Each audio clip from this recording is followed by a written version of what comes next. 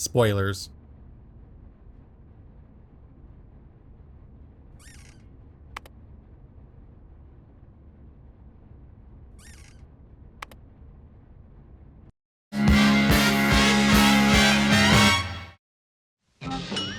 Today, Scooby-Doo meets Don Knotts.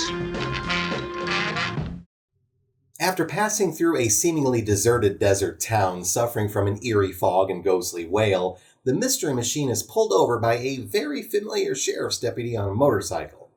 He leads them back to the town where they encounter a mystery involving stolen cattle and a living skeleton. Scooby and the gang meet what should have been an old friend, but inexplicably isn't. You're Don Knotts, aren't you? That's me. You're even better looking in person. Hey Shaggy, do you happen to have a spare set of Velma's glasses in your pocket for Daphne too? This is the second time Don Knotts appears in the new Scooby-Doo movies, but unlike his first appearance where he was a private detective who just happened to look like the famous actor, this time around Don Knotts plays himself, recreating in real life his most famous role as a sheriff's deputy. And the producers lean hard into that. I guess we better stop to eat in this next town. Welcome to Juneberry. Certainly sounds like a friendly town. Juneberry. Don Knotts' character, Barney Fife from The Andy Griffith Show, served the town of Mayberry.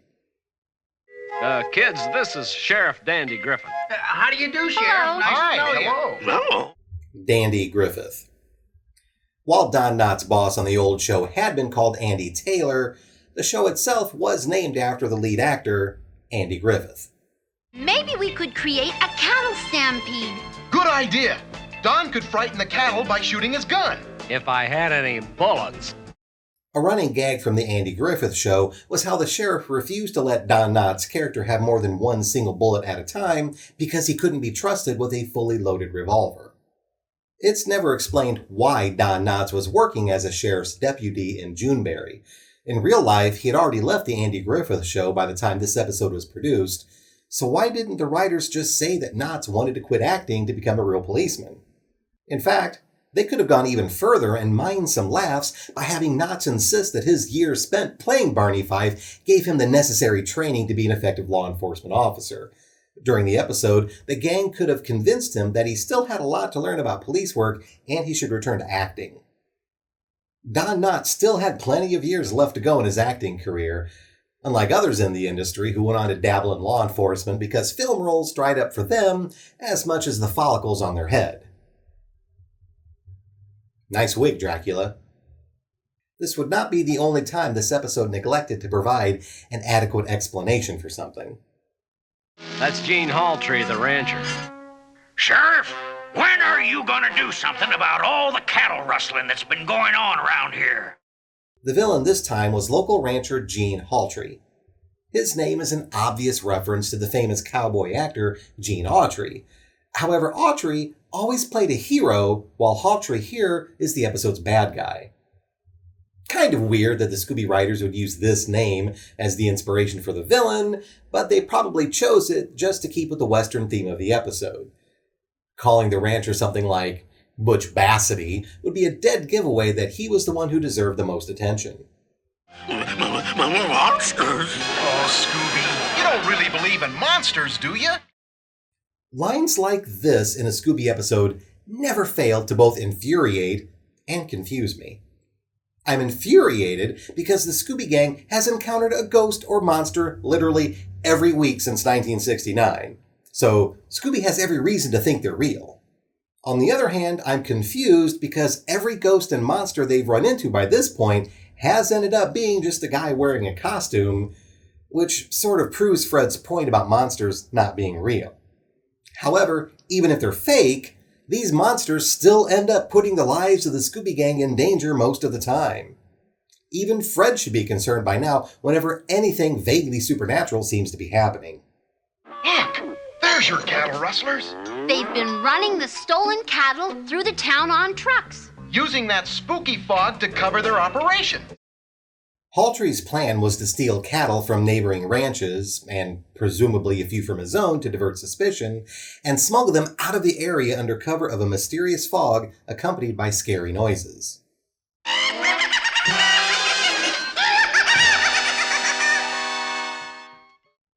Somebody ordered their space kook laugh from Wish.com. Well, I'm going out to investigate. I'll go with you. I can hardly see you. I'll stay very close. For some reason, Fred spends much of this episode paired up with Velma. Did he and Daphne have a fight? This desert reminds me of a woman. Why's that?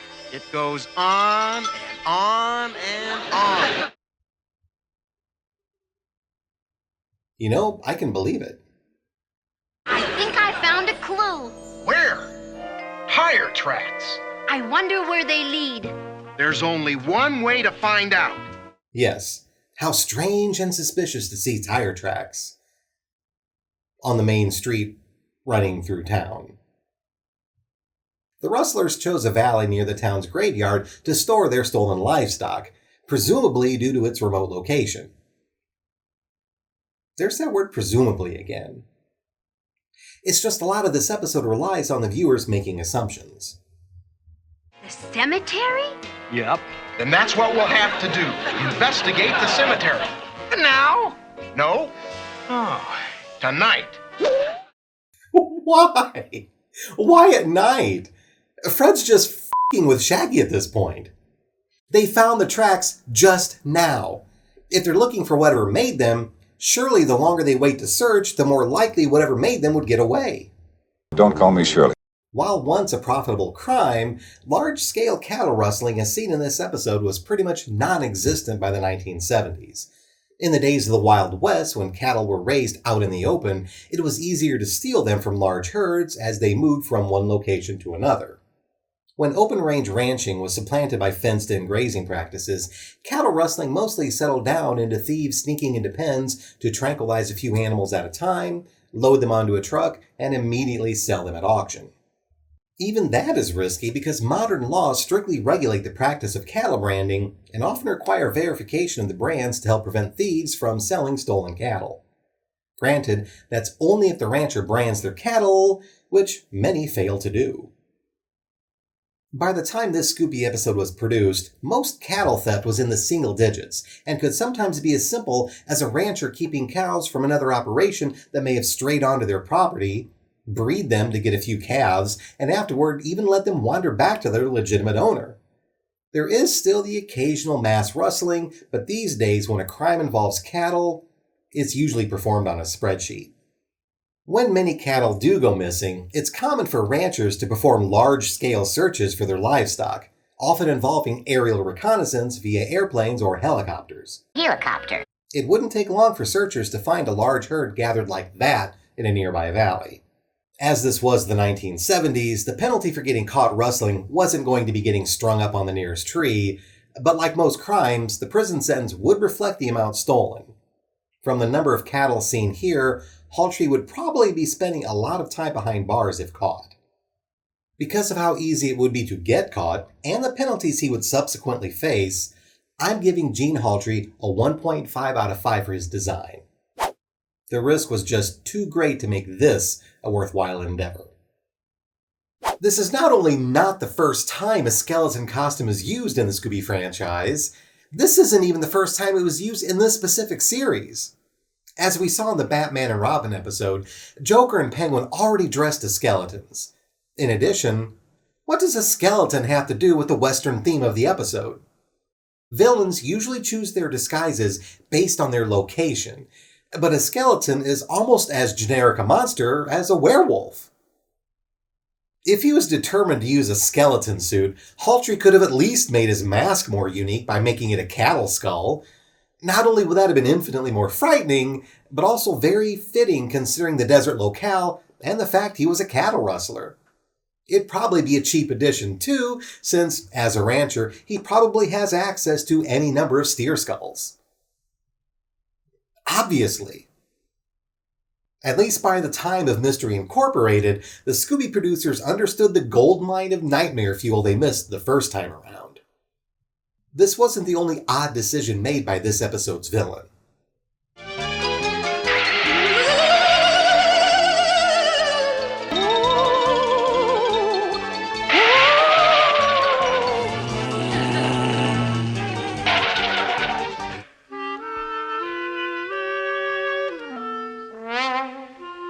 Cut it out, Scooby. If you don't stop that.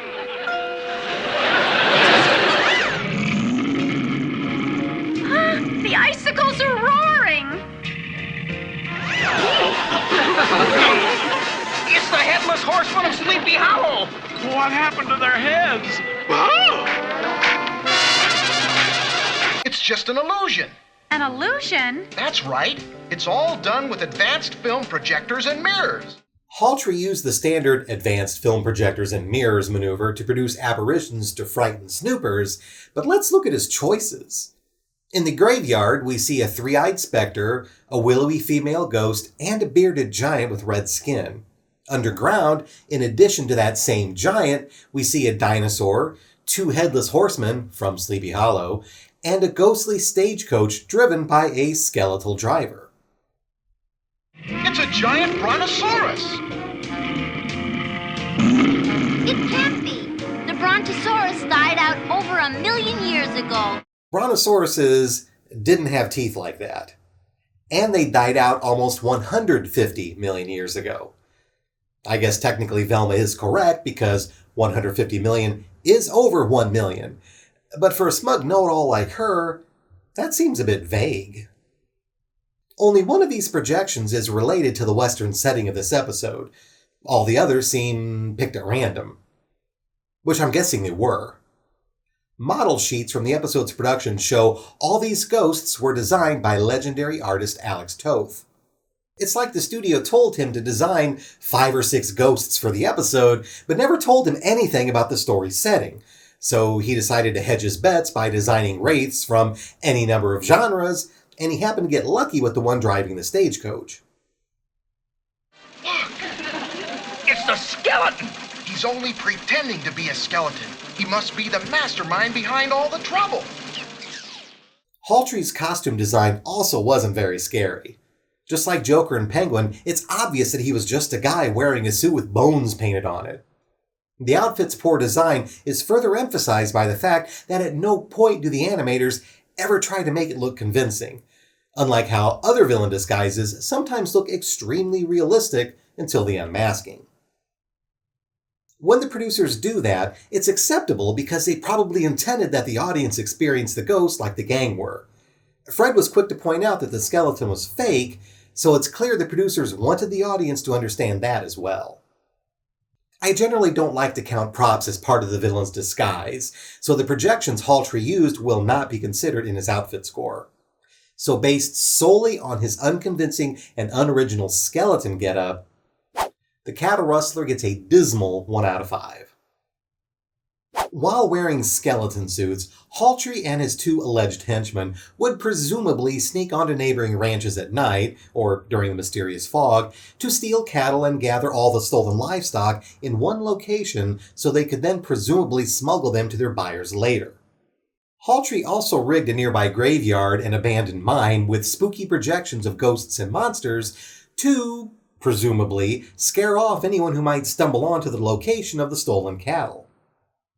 As mentioned, I keep saying presumably, this time because it's uncertain why Haltery and his gang went through the trouble of dressing up in skeletons or arranging the ghostly projections, especially when considering the locations of the latter. I can accept wearing a spooky outfit when committing a crime to scare away any potential witnesses. I can also maybe see the logic in discouraging visitors to the graveyard if it was so close to where he had been secreting the stolen livestock. But what was the point of the ghost projections in the abandoned mine? That wasn't where the stolen livestock was. Who did Haltery think was going to be visiting those tunnels, and why would he need to scare them off? Next town's about 1,000 miles up the road. 1,000 miles? Give or take a few hundred. 1,000 miles is roughly the width of Utah, Colorado, and Kansas combined. California isn't even 1,000 miles long. Even if the gang was in Death Valley, that's less than 150 miles. If the Mystery Machine had a 20-gallon gas tank and was lucky to get 25 miles to the gallon, that means they would have to stop for a full tank of gas at least twice before reaching the next town if Juneberry was in fact that isolated. This means that there was no way the gang could have traveled to Juneberry in the first place unless they had all that extra gas in the back of the van. And we all know there's no room for that with all of Shaggy and Scooby's snacks back there. If we do at least accept that Juneberry was indeed that isolated of a community, Haltery's method for moving the stolen livestock is also questionable. The truck the rustlers were seen using near the end of the episode was not meant for moving more than a few head of cattle at a time. It would take forever to transport even a small portion of the stolen livestock. Rustling would make more sense if Juneberry was a border town and the criminals used an old-fashioned cattle drive to move all the animals to Mexico, but we don't see any evidence of this. All we're told is they used the fog as a cover to drive their stolen animals through town. This is a highly inefficient method of transporting stolen goods, and even Don Knotts would be likely to bust them at some point, even without the help of the Scooby Gang. Furthermore, the spooky fog and eerie noises are also driving families out of the area. At some point, Juneberry is going to become a ghost town with no citizens remaining to keep necessary services intact like electricity, water, or even local medical facilities. What will happen to Haltery's ranch when that happens? Or was his ranch already in trouble and he was planning to cash out, using the cattle rustling to pad out his retirement funds? In fact, perhaps he was counting on Juneberry closing down so he could retire safely with no other ranchers in the area left to pursue an investigation into their stolen property. Don Knotts, as a real-life sheriff's deputy, is an unexplained mystery, but there is a bigger one. Where did the fog even come from? Fred mentions that the smugglers were using it as a cover, and we see the fog come in several times throughout the episode. It's implied that Haltery and his gang were responsible for producing it, but it's never explained how. In the Redbeard episode, the writers took pains to explain how the villain in that scheme used dry ice, but in this episode, no explanation is provided. If the smugglers were just taking advantage of the fog and weren't responsible for creating it, Juneberry is doomed regardless of solving the rustling mystery because no one would want to put up with such an annoying natural phenomenon. I can hardly see you. Duck! I'm worried, Fred. Let's go back. Yeah, I guess we better. If the fog is so thick that they can't see anything, how in the hell did Fred see that lasso coming? Haltery does somewhat make up for his poor planning by the extremely effective ghost projections used in the graveyard and abandoned mine. However, I do have to ask how much he spent on this equipment. All those components look like something out of the Batcave, and Haltery must have had to pay someone for their design and installation. There's no way a cattle rancher should have the technical know-how to rig Hollywood-level special effects. Another episode loose end. Despite being the only one seemingly arrested, Haltery is shown to have had at least 2 others helping him steal the cattle. Henchmen do not work for free, so that means even more out-of-pocket expenses for the crooked rancher.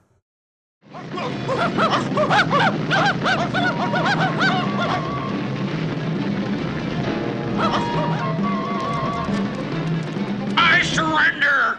Haltery is the only one seen hiding under the truck from the stampede caused by the gang. Were the other 2 trampled to death? Is that why the sheriff and Don Knotts didn't seem too concerned about the rustlers still at large? Or did they survive the rampage and make a clean getaway? Wait a minute. A livestock smuggling ring involving a generic monster costume where the other members of the gang escaped by leaving a patsy behind to hold the bag. Why does that sound familiar? Is it possible the ringleaders from the livestock smuggling operation from Season 2 of Where Are You moved to the southern border and changed their target from sheep to cows? Could they be a secret criminal organization operating behind the scenes in the first few Scooby-Doo series, pulling strings like Professor Moriarty? If so, between the highly inefficient way the stolen livestock was transported and the unavoidable expenses for equipment and payroll, there's no way that Haltery's rustling operation could have been operating in the black. So despite how neat the ghostly projections were, Alex Toth was a legend, the whole point of a criminal enterprise is to make money and not get caught. And Haltery failed miserably at both. 2 out of 5 for the operation. If only there was something he could have done to slightly increase his score.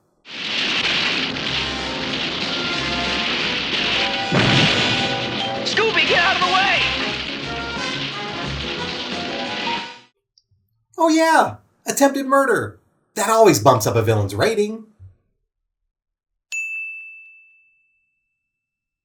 That rolling boulder slightly increases the Crooked Cattleman's due score to a 1.8 out of 5. Well, we still have that piece of watermelon left. You would think they'd have offered us some. Shaggy and Scooby are selfish assholes. You know, if you're on a life raft in the middle of the ocean with these guys, whack them over the head with an oar right away, or everyone else is guaranteed to die of starvation. Don't anybody move! I got you covered! Ladies and gentlemen, the world's most frightening prostate doctor.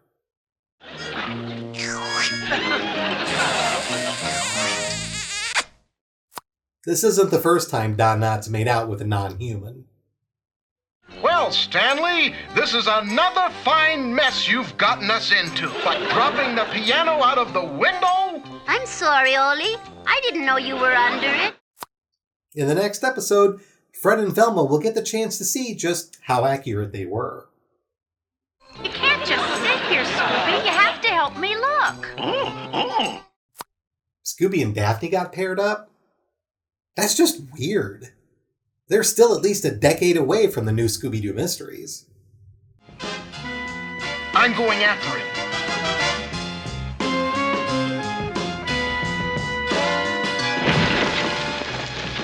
I missed! Fond of Misfortune Fred does it again.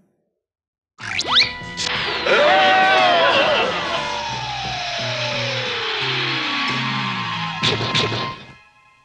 you all right, Scooby? Yes, cartoon physics, but they should have both at least broken some bones, if nothing else, from that fall. Don't give up, Scoob. If there's a way out, we'll find it. Scooby, look! Railroad tracks. Shaggy and Scooby spent however many hours gathering up every rock in the room to build a makeshift stone ladder to escape the cavern, but somehow missed a set of railway tracks leading to a tunnel opening? Forget Daphne, Shaggy. You need Velma's spare glasses more than she does.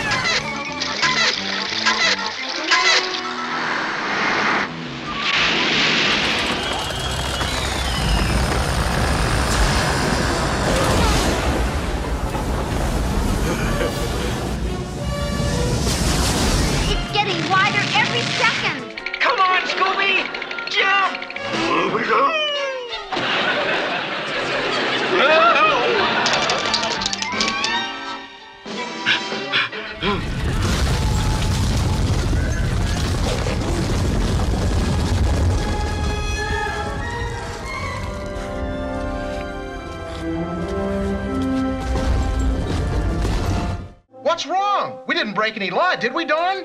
No, but you did forget something. Scooby. Now, how could we have left him behind? This isn't the first time the gang left Scooby behind. Worst dog owners ever. Today, Scooby-Doo meets Laurel and Hardy. A fun weekend of skiing is disrupted as the gang encounter the ghost of a mountain man determined to scare away visitors. 2 newly hired bellhops at their lodge join them in their investigation. Like the Three Stooges, Stan Laurel and Oliver "Ollie" Hardy were two old-time film comedians, though their heyday was slightly before Moe, Larry, and Curly. They were known for their slapstick, which often featured the portly Ollie suffering the consequences of a bumbling Stan. The Rock! The Rock! Stop this!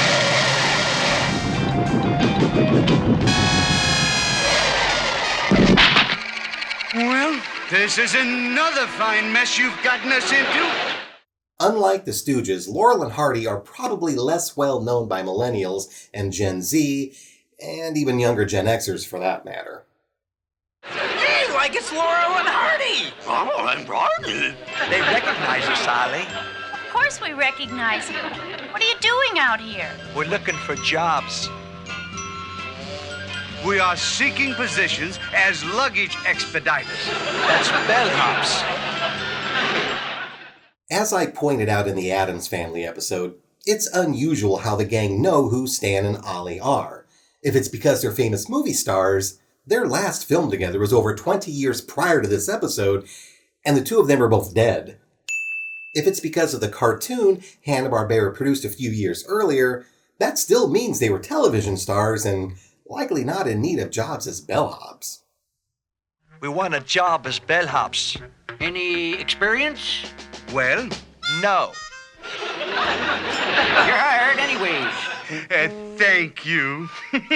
You can start right now helping those young'uns get their bags in. Yes, sir. No employment paperwork, no W-2s, no reference checks, no forms of identification. Go ahead, strange men dressed in 1930s period clothes. Carry the luggage upstairs for these paying guests. I'll show you where we keep the master key to all the hotel rooms and the combination to the safe later. Laurel and Hardy both passed away by the time production began on this Scooby episode, with Ollie having died back in 1957, though Stan lived until 1965, just 1 year before Hanna-Barbera produced a cartoon version of the duo's exploits. Neither one had the chance to voice themselves, or even give permission for the use of their likenesses. Those rights were purchased from their estates by Larry Harmon, who provided the voice of Stan in both the earlier cartoon and his appearance here on Scooby-Doo. The Three Stooges and Laurel and Hardy weren't the only black and white comedy groups mined by Hanna-Barbera for cartoon inspiration. In 1967, they also produced an animated series starring Abbott and Costello, so I'm amazed the Scooby Gang didn't run into those guys for at least one episode. While on this brief tangent, I discovered that an episode of the new Scooby and Scrappy-Doo show was the last screen credit for one of the writers of several Abbott and Costello films. And 20 years later, he was decapitated during a break-in at his home. Back to Scooby-Doo. The villain in this episode is Jonathan Crabtree, a seemingly rich man who is a long-term resident of the dilapidated ski lodge where the gang were staying.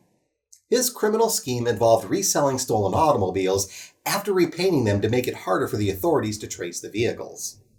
To discourage snoopers, he dressed as the ghost of Bigfoot, using a local legend of a mountain hermit who froze to death during a harsh winter sometime in the mid-1800s. Thus, the name Bigfoot here is a bit of a misnomer, as traditionally, Bigfoot is the nickname of the Sasquatch, a legendary cryptid purportedly roaming the Pacific Northwest. It's unclear why the producers chose to call the bad guy Bigfoot, as opposed to giving the dead mountain man a catchy name like Giant George or Colossal Clem. If I had to guess, it's probably due to the rising popularity of the Bigfoot legend, which really hit a peak by the mid to late 1970s. Oddly enough, Hanna-Barbera seemed to be at the forefront of a moment in pop culture, rather than cashing in on it a few years after it was no longer popular. Hey, where is everybody? Ordinarily, we're full up this time of year. Folks been all head up lately about the ghost of Bigfoot. Maybe it's because I once worked at a hotel, but I couldn't help but notice that despite Mr. Burgess mentioning the lack of guests, the key cubbies behind him were mostly empty. Before the days of electronic swipe cards, hotels would have those tiny shelves behind the desk that would contain the keys, that's what those blue tags are, as well as a slot to hold any potential messages or mail for long-term guests. That many empty cubbies imply a mostly full lodge. Then again, the whole point of those blue tags was to provide an easy way for guests to return the keys in the mail if they left without returning them at checkout. Burgess says lots of guests simply disappeared, so that could be the case.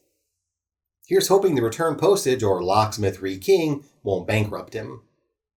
So to recap, the gang plan to go skiing, but find that the lodge they want to stay at is not only run down, but also deserted due to the ghost of a legendary monster. Why does that sound familiar? Stay right there, Bigfoot. You're under arrest. He's a police officer. He was gathering evidence on Bigfoot's scheme to sell stolen cars with real plates. What? That's not how license plates work. Cars are sold without plates, and it's up to the new owner to register them. In fact, selling cars with stolen plates would make it that much easier to determine that the car was hot in the first place. This was true even back when this Scooby episode aired. It was likely easier to sell stolen automobiles back then, as VIN numbers weren't standardized by the federal government until the 1980s, making tracing stolen vehicles that much more difficult. These days, of course, most cars stolen for profit are usually stripped down and their parts sold to unscrupulous junkyards and auto mechanics. Crabtree gets a 1 out of 5 for the design of his plan. There's no way a scheme like this has any chance of succeeding. In fact, as seen by the presence of the undercover cop, it was only a matter of time before this car theft ring was going to be busted. Crabtree's Ghost of Bigfoot costume is problematic for several reasons. For starters, it lacked any special effects like glowing and transparency. The gang eventually found a hidden projector, but this was pointless as the Ghost of Bigfoot never did anything supernatural like flying or walking through walls.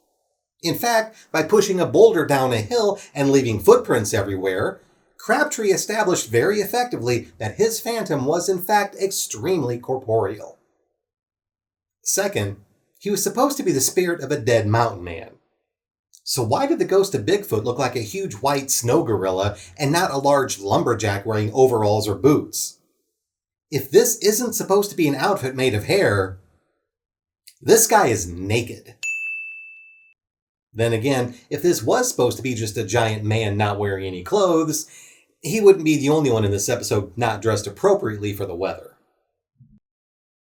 Third, as alluded earlier, this is not the first time we see the ghost of a legendary bipedal cryptid. This isn't even the first time we see a short bad guy wearing stilts to hide his stature. So the costume loses points for being low effort, not matching the legend on which it was based, and a lack of originality. But is it scary? Let's hear it all!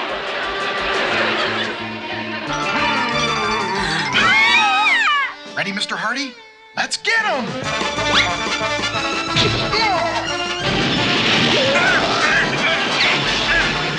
Considering much of the episode featured Fred and the rest chasing the Ghost of Bigfoot whenever he appeared, and not the other way around, clearly this outfit fails the scare test as well. Sure, Shaggy and Scooby were frightened, but hey, it's Shaggy and Scooby. I had a cousin who used to scream in fear when my grandfather pulled his lower dentures out. Compared to Shaggy and Scooby, that cousin was Samuel L. Jackson. Crabtree's Ghost of Bigfoot gets a lousy 1 out of 5 for the outfit. Bad enough it wasn't original, but it wasn't scary either. Considering Crabtree received such low scores for his design and outfit, it's tempting to also give him a low rating for his operation. After all, he spent most of the episode running from the gang and 2 homeless men wearing outfits that were out of style before zoot suits came into vogue. This wouldn't be fair for several reasons. Whoever he is, he's being very reckless. Look, it's him! For starters, we see him driving a trailer filled with stolen vehicles. This means that his car theft ring was already successful enough to have gotten hold of so many. Compare this to other villain schemes where they discovered a hidden treasure or valuable resource and still had not got past the stage of trying to scare others away so they could take it for themselves. Incidentally, while I chided the Sharkmen for trying to run the gang off the road when they were in the middle of transporting their stolen goods, this time around, the ghost of Bigfoot should have tried doing that, since he was spotted in his getup while heading to his hideout. Of course, the gang were going to follow him. Speaking of hideouts, Crabtree's was a fully equipped factory for processing stolen cars. It was also filled with vehicles, again driving home that he had been successful up to this point. And of course, we have this. Hang on, we're headed for the paint bats.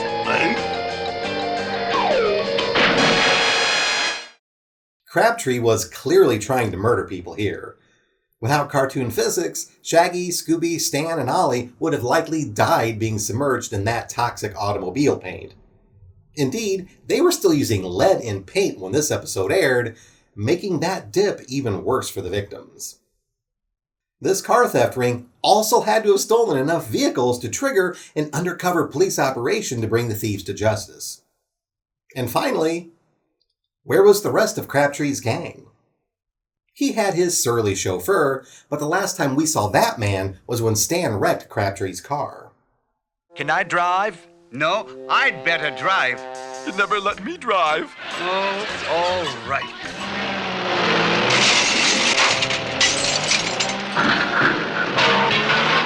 If Stan doesn't have a driver's license and doesn't know how to drive, why the hell is Ollie letting him get behind the wheel? One of the comedy duo's most famous catchphrases is, "This is another fine mess you've gotten us into," whenever Stan does anything dumb. But if this is the kind of questionable decisions Ollie makes, he's got no one to blame but himself. Mr. Crabtree, we have your dinner. Knock harder, Ollie. Maybe he can't hear too well. Mr. Crabtree.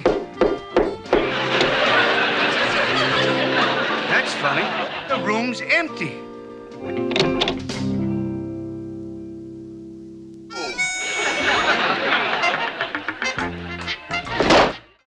I can understand looking for Crabtree in the room and closet, but why was Ollie going through the nightstand drawers?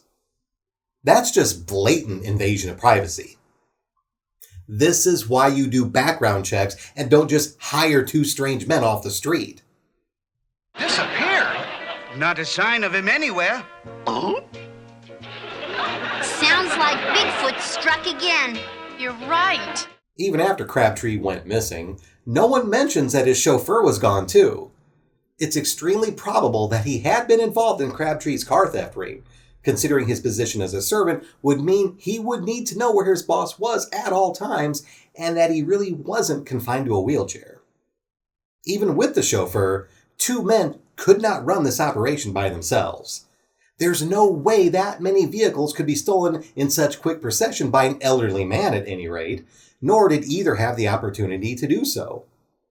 They had to have been relying on others to not only supply the stolen cars, but also a further supply chain for distributing the vehicles to buyers.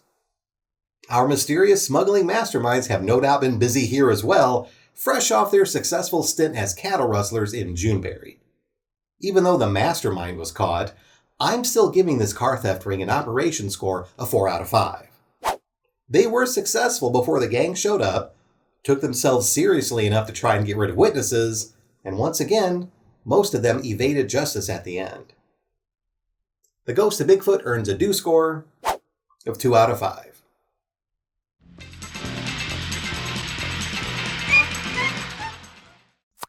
The tires on the Mystery Machine aren't moving. This is literally the first scene in this episode, and there's already a production mistake. Sounds super. A skier's paradise. Like perfect, except for one thing. Yeah, one thing. What's that? Scooby and I can't ski.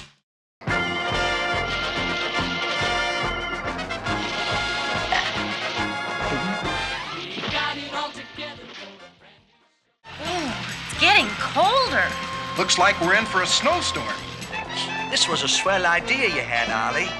Merely using the brain power I was born with, Stanley. Mackinac Lodge, a winter wonderland. Not only are Stan and Ollie not dressed for winter weather, but they're also driving their car with the top down. As I said before, I drive a convertible and live in a temperate environment, which means there's only about 4 months out of the year I can comfortably drive with the top down. And that certainly doesn't include winter. Perhaps their convertible top is broken too. Okay, gang, we're staying. Could we please see our rooms? Here you are. Room for the gals and another one for the fellers right next door. Thanks. This is an almost completely empty lodge, so why not have everyone in separate rooms? This is a perfect opportunity for Fred to have at least one night without his sleep constantly interrupted by snoring or the sounds of late night snacking. Though I'm guessing Velma didn't have any complaints.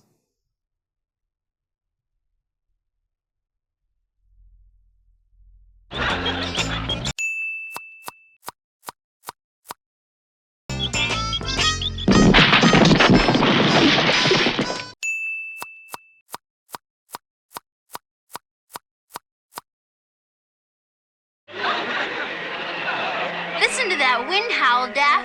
We're in for a real storm. I'm no beautician, but why would Velma wear curlers to bed? Isn't her hair straight?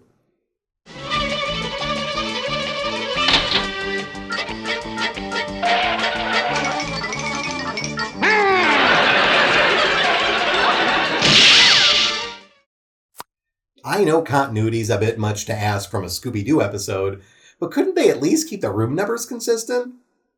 Here we see 23 and 25 next to each other, but then immediately followed by 22 and 23 next to each other.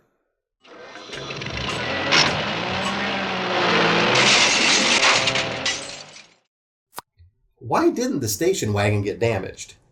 That was probably a 1930s Rolls-Royce with a steel body, and even if that cheap 1950 station wagon was also made of steel, surely both vehicles would have crumbled. Don't call me Shirley. Stupid Laurel. Funny enough, I know a Laurel myself in real life who's almost as annoying. I can comfortably say that here because she doesn't watch my videos. Shh! Hear that? Fred is just under 6 foot tall, which would make Oliver Hardy at least 7 foot tall in this scene. Trucks just can't disappear. Unless they're driven by ghosts. Where the hell is the rest of the Mystery Machine? That's funny. Not one of these cars has a license plate.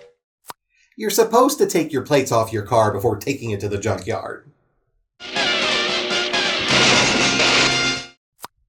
Those two are going to crash every vehicle they're in, aren't they? And that's my ranking of the villains from the 5th set of episodes of the new Scooby-Doo movies, shown here along with the ones from my previous videos. For a moment, it looked like both Gene Haltery and the Ghost of Bigfoot were heading towards full-on Carl the Stuntman territory with the low design and outfit scores, but they both bounced back a bit at the end. Never underestimate the power of attempted murder. And do not use my videos for life lessons. I hope to see you next time. Thank you for watching. If you enjoyed this video, please like, subscribe, and leave a comment below. I really appreciate the nice feedback most of you leave, and it helps keep me motivated to continue producing these videos. I do read them all and try to respond when I can.